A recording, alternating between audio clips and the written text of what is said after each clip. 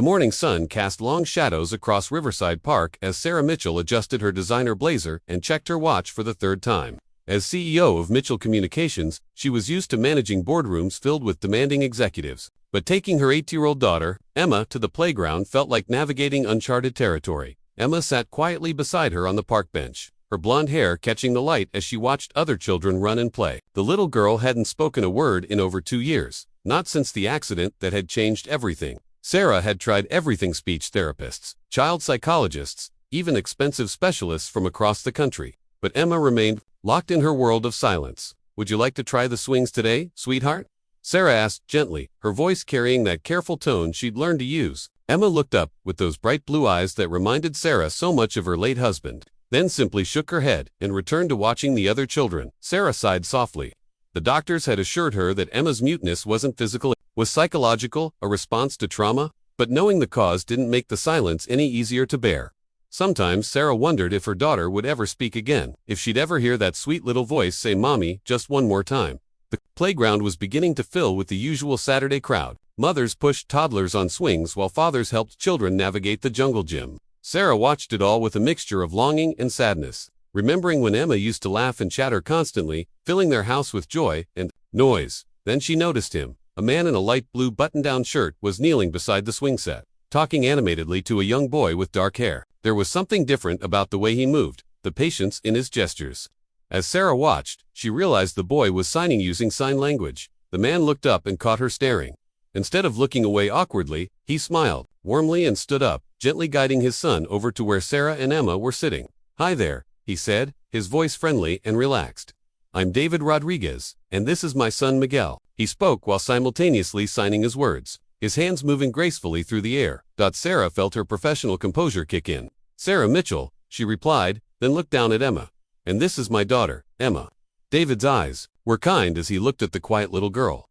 "Nice to meet you, Emma," he said, signing as he spoke. Miguel, who appeared to be about Emma's age, waved shyly. Miguel was born deaf, David explained to Sarah, while continuing to sign for his son. "But we've learned that communication comes in many forms." Something stirred in Emma as she watched Miguel's hands move. She had seen sign language before, during one of their many therapy sessions, but this was different. This wasn't a clinical environment, this was just a boy talking with his hands in the most natural way possible. David noticed Emma's interest. "Would you like Miguel to show you something?" he asked. Without waiting for a verbal response, he signed to his son, who immediately brightened. Miguel approached Emma slowly, then began signing simple words while David translated. "Hello, friend, play." Each sign was deliberate and clear, and Emma found herself unconsciously mimicking some of the hand movements. "Miguel wants to know if you'd like to play on the swings with him," David said gently.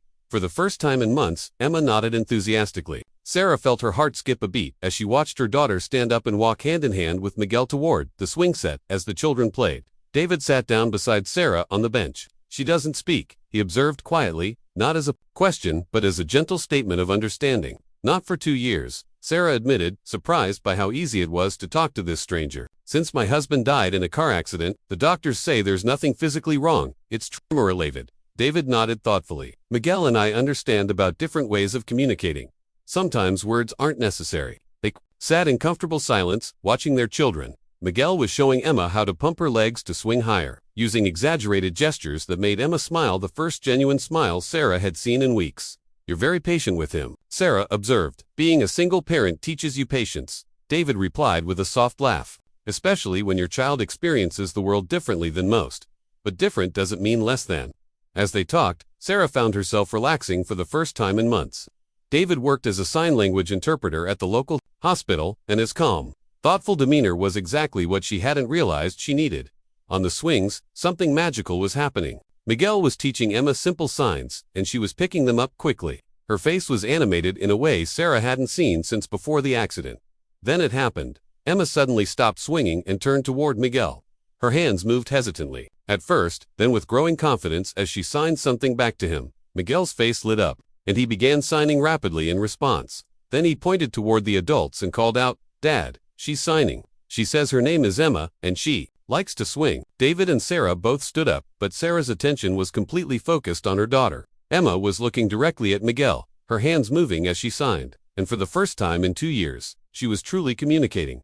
But then Emma did something that made Sarah's world stop completely. She turned toward the bench where her mother stood, and in a voice that was barely above a whisper but clear as crystal, she said, "Mommy, look, I can talk with my hands." The words hung in the air like a miracle. Sarah's knees nearly buckled as she rushed to the swings, tears streaming down her face. She knelt down and pulled Emma into her arms, holding her daughter as if she might disappear. "You spoke," Sarah whispered, her voice breaking. "Oh, sweetheart, you spoke." Emma pulled back slightly and looked into her mother's eyes. "Miguel showed me that there are different ways to talk," she said quietly, each word precious and deliberate. "I forgot that I could use my voice too." David approached them slowly, Miguel at his side. "Sometimes," he said gently, "we need to see the world through different eyes, to remember what we already know." As Sarah held her daughter, she realized that this moment, this beautiful, unexpected moment, had come not from expensive treatments or professional interventions, but from the simple kindness of a stranger and the universal language of childhood friendship. The playground around them continued its gentle rhythm of children playing. But for Sarah, everything had changed. The silence that had defined their lives for 2 years had finally broken. And in its place was something she had almost forgotten. Hope. Emma looked up at her mother and smiled. "Can Miguel be my friend?" she asked, her voice growing stronger with each word. "Of course, sweetheart," Sarah replied, looking at David with gratitude that words couldn't express. "Of course he can." And in that moment, surrounded by the sounds of children playing and the warmth of unexpected friendship, Sarah knew that sometimes the most powerful healing comes from the most unexpected places.